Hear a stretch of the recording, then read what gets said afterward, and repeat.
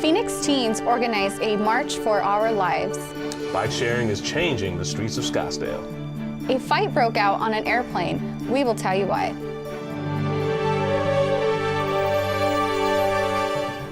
Welcome to Cronkite Rundown. I'm Arturo Spell. And I'm Stephanie Shields. Thank you for joining us. In the wake of the Parkland school shooting in Florida, students from all over the country have decided that enough is enough.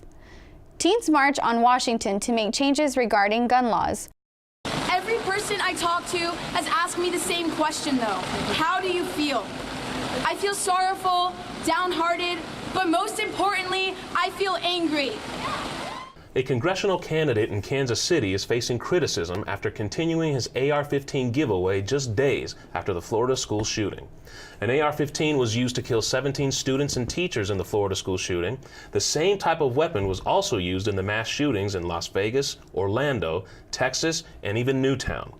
Despite the deadly weapon, Tyler Tannehill says he continues his giveaway because the AR-15 is one of the most popular weapons. In Casa Grande, a 14-year-old student was arrested for threatening to shoot up the school. The police were notified Wednesday late afternoon after students told the school staff of the threats and weird behavior from the unidentified student. No one was injured, and police did not find any weapons on campus or at the student's home. Arizona has beautiful hiking trails, but if hikers are unprepared, some of the trails can be deadly. The trails that require extra precautions, even by veteran hikers, include Bright Angel Trail in the Grand Canyon, the highest peak among the 4 peaks, Brown Peak, Superstition Mountain, Echo Canyon at Camelback Mountain, Tanca Verde Falls and Seven Falls in Tucson, and Bell Rock in Sedona. Emergency responders ask for hikers to make sure they bring enough water to hydrate, stay on the trails, and don't push yourself too hard. You may notice something different around the streets of Scottsdale. Reporter Pat Poblete has more. Thanks, Stephanie. Now, rideshare bikes are taking over Scottsdale and can be seen just about everywhere. I had a chance to report on what some are calling a controversy. If you've driven down the streets of Scottsdale over the last few months, you may have noticed a new type of decoration adorning the sidewalks. I'm not talking about sculptures or murals, but rather brightly colored bicycles that seem like they've simply been left behind. Bikes like this one here belong to companies with an ambitious and innovative goal to make your commute just a little bit easier. All it takes is a few quick taps on your smartphone, and you're ready to roll. 4 bike-sharing companies have already made their way to the valley: Limebike, Grid, Ofo, and Spin. Bike sharing fixes public transport's major problems, says Dave Lepisic, the operations manager for Limebike in Scottsdale. The main intention of the company is kind of solving the first and last mile issue for public transportation. We're providing an affordable and sustainable, low-cost option for getting around the city. While bike sharing may look good on paper, not everyone is sold on it.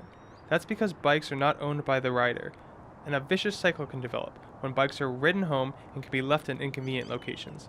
City of Scottsdale Transportation Director Paul Basha explains. People are concerned that the bicycles are parked where they would rather they were not parked, which might be on a sidewalk near their home, in front of a neighbor's home. Even though some might want to pump the brakes on bike sharing, the majority of the feedback that the city has received has been positive, said Basha.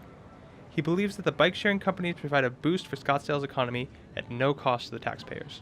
With bike share, people can visit more Scottsdale businesses, more Scottsdale parks, more Scottsdale amenities in the same period of time. It seems bike sharing is here to stay, and Scottsdale's commuters are becoming more comfortable with life behind bars.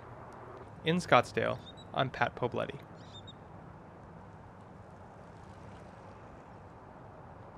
There are 2 new bills in the Arizona House that may change the way you identify your gender. Reporter Amanda Mason has more. Thanks, Arturo. Now, transgender and non-binary residents may have new options to describe themselves on legal documents. There are currently 2 bills in the Arizona House. Now, the bills may allow people options to accurately list their gender identity regardless of their physical gender. Now, currently there are no hearings scheduled for the bills. In other news, a plane was forced to make an emergency landing after one of its passengers refused to stop passing gas. The airline was en route to Dubai. then to Amsterdam, but cut its trip short and landed in Vienna. Two Dutchmen began to argue with the person suspected of the flatulence. Despite warnings from the pilot, a fight broke out and he was forced to land the plane on the ground. Now, police escorted the two women and two men off of the plane, regardless of the women's lack of involvement in the altercation. According to Metro, a UK news outlet, the two women plan to sue the airline. Two exes are giving it another go. Reporter Ashley Mackey has the latest. Thanks, Stephanie. Justin Bieber and Selena Gomez were spotted in Jamaica over the weekend. The reunited couple celebrated Justin's father's wedding. The pair seemed to be spending a lot of time together as they were spotted in Laguna Beach, California over Valentine's Day. In the movie world, Black Panther is shattering records around the world and reaching box office heights that eluded other African-American titles. The Marvel film hauled $263.1 million in the U.S. within 5 days and was second only to 2015's Star Wars: The Force Awakens. Black Panther now also holds the record for the biggest President's Day opening, surpassing Deadpool. The Wakanda film also holds the record for the biggest 3-day opening for February, a holiday, and for an African-American director, along with the biggest non-sequel opening and biggest solo superhero launch of all time. Welcome to Home and Away at Cronkite Rundown Sports, everyone. I'm Arturo, your host, and I'm alongside a very special guest, Jake Trybulski. Thank you for being with us. Thanks for having me. Excited to talk some baseball. That's right. Baseball's a topic today, and we've been away for 2 weeks, so we'll start at home this time. And by home, we mean the Arizona Diamondbacks. Now, you did an incredible piece earlier this month before we went away when spring training was starting, and the D-back talk was J.D. Martinez. That didn't quite work out. He ended up going to Boston, and the D-backs traded for Steven Souza. They signed Jarrod Dyson. I mean, were those panic moves? I mean, is it panic time? Give us your thoughts on that. You know, don't get me wrong, Art. It is a big deal that J.D. Martinez did sign elsewhere, but this team is built on chemistry, and they return a lot of the same guys, so I really don't think it's time to panic as far as the Diamondbacks are concerned. You know, their bullpen is going to be solid with Archie Bradley. Transitioning to his full-time role as the closer.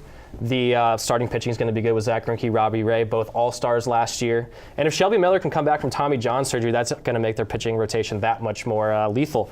As far as replacing Martinez, it's going to be tough, but with Dyson and Souza, I really like the moves. Dyson's going to be critical for them late in games with his speed and ability to play defense.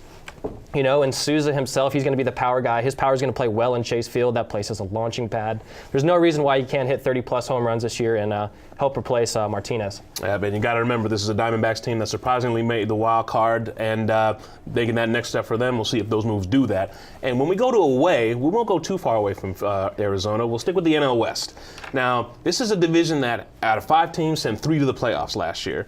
And with, of course, the Dodgers being 1 game away from a World Series, and, of course, the defending NL West champs, looking at this division, give us your thoughts on the NL West and which of these teams can challenge the Dodgers for what they did last season. You know, as good as the NL West was last year, I think this year could be even more improved, you know. I think you can make a case for 4 teams to win the division. Obviously, the Dodgers are going to be the front runners this year and probably for the considerable future with their, you know, deep pockets and young talent. As far as the Giants, they made a lot of moves this offseason, signing McCutchen and Evan Longoria.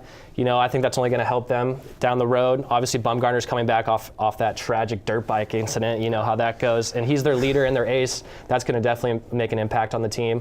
The D-backs, we already talked about them and some of the moves they made. No reason they can't compete. But if I had to pick one team, I would probably have to say the Colorado Rockies have the best chance of competing with those Dodgers. I mean, I think people have been waiting for a little bit for them to put it all together, and this could be the season. You know they're going to hit. You know they're going to play defense behind Nolan Arenado, you know, their best player.